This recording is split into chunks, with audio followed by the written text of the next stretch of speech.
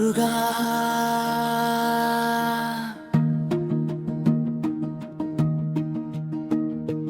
மலையின் மேல் மயிலேறி வரும் செங்கதிரொளியே,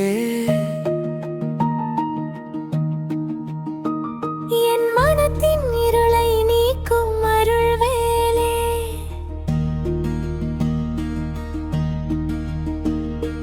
கந்தன் என்ற பேரை நினைத்தாலே உள்ளம் குளிர்கிறது.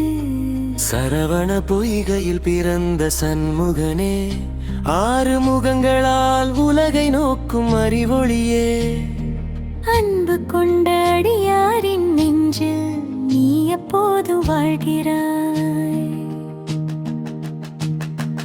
கடனி மலையில் தவம் இருக்கும் பாலகனாய் நீ, திருச்செந்தூரில் சூரனை அழித்த வீரனாய் நீ, சுவாமி மலையில் ஞானத்தை அருணும் குருவாய் நீ, திருப்பரங்குன்றத்தில் தேவர்களை காத்த தெய்வமாய் நீ. உன் திருநாமம் ஒலிக்கும் இடமெல்லாம் துன்பங்கள் விலகி நிம்மதி மலர்கிறது.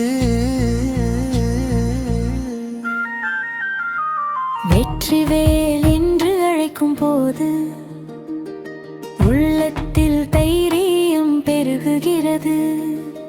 அரோகரா என்று சொல்வதில் ஆன்மா மகிழ்ச்சியால் நிரம்புகிறது. அம்மையின் அருளும் அப்பனின் சக்தியும் சேர்ந்த தெய்வ வடிவமே முருகா. காலை வெளிச்சத்தில் கோயில் மணி ஒலிக்க, கற்பூர வாசம் காற்றில் கலக்க, மலர் தூவி உன்னை வணங்கும் பக்தர்கள் எண்ணி கண்களில் நம்பிக்கை ஒளி தெரிகிறது. சிறு குழந்தை முதல் முடியவன் விழி எல்லோரும் உன் பாதம் மாறுகிறார்கள். ஏனில் உன் கருவி எல்லையற்ற கடல் கையில் வருகிறாய். அந்த வேட்டையை அழிக்கும் ஞான ஒளி, அந்த மயில் அகந்தையை நீதிக்கும் அலைதி வடிவு, உன் சிரிப்பு பக்தர்களுக்கு வாழ்வின் இசை.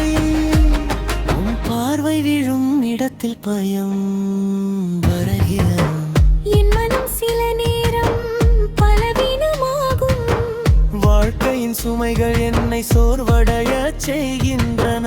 அந்த நேரத்தில் முருகா என்று அழைத்தாலே உள்ளத்தில் புது பலம் எழுகிறது. கண்ணீரை துடைக்கும் தாயாய் நீ, வழிகாட்டும் தந்தையாக நீ. ஞானம் புகட்டும் குருவாக நீ இருக்கிறாய்.